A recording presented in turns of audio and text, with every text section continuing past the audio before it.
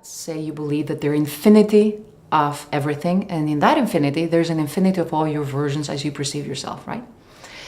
Is there, in that infinity, logical assumption to expect there is a frame of you who's not afraid of the planes, right? So if that exists, right, it has a different frequency than you. Sometimes I don't need you to go very deep into figuring out why you have this fear right now, why you created the pattern, what happened. Most of the time that's a little bit psychology or psychoanalysis, and I have nothing against them. It's just they take you and keep you in that vibration. They don't do it on purpose, but what happens is you keep repeating that idea in your head, trying to analyze it. Now, if you immediately know or are starting to be convinced there is infinity of your versions, and you say, so there is a version of me who's not afraid, what does that thought make you feel? What emotion does that thought evoke in you right now, if that was possible?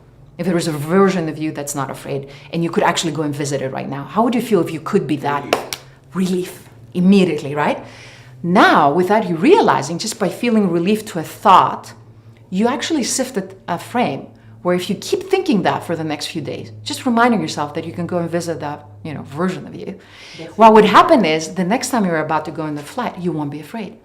Because this is your new reality right now. You actually connected, you went and visited, or you attracted, depending how you see it, that version of you. And sometimes most of my students, it happens to them. I actually work with one who had a fear with planes, and I got the most amazing text when he actually landed in London because he had to. And he said, best flight ever. That was the text I received, and it was one of the best texts ever I received.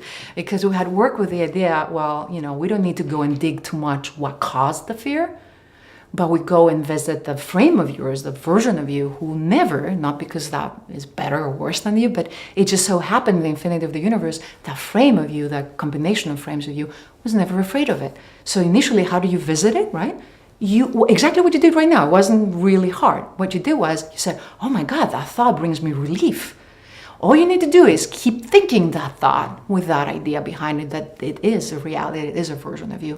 And very soon, sometimes depending on how strong the conditioning of the thought is, you can overcome something in seconds, or you can take a few days or months, depending how long you want to stay in that old conditioning.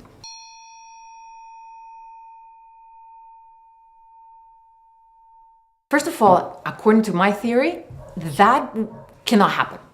Right? Because remember you create everything in your life, why do you usually go and visit the frame of a plane that's crashing? Remember, there's also infinity of that plane not crashing. Remember, I need you to start thinking of everything with infinity, right? Not as one. So it can't just happen that a plane crashes and you're on it if you're not thinking or vibrating there. You can't be there. You can't go in that frame. Right? Somebody else on the plane thinks of that. Excellent. Now, remember, infinity of versions of people. That's an amazing question, right?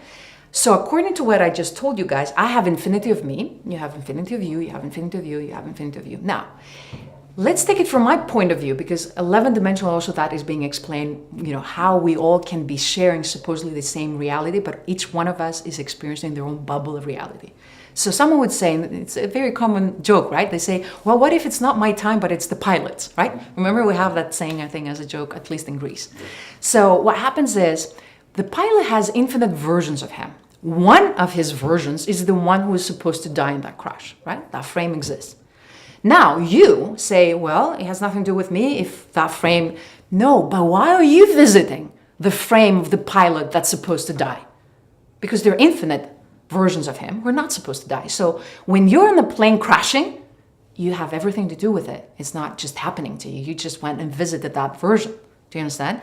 So nothing can ever happen to you unless you're obviously... I didn't choose to. Right. But now we're talking, if you really were working with your fear, it could have not happened if you released the fear and then all of a sudden you went into a plane and it crashed. It could have not happened. If you fear, because the question started from a fear, what if this happens to me? And it had the implication underneath that it would be not my choice.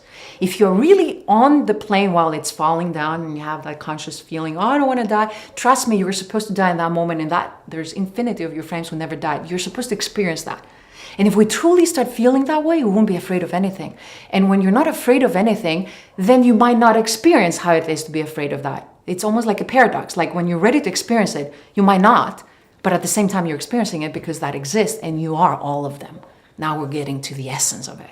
Yes.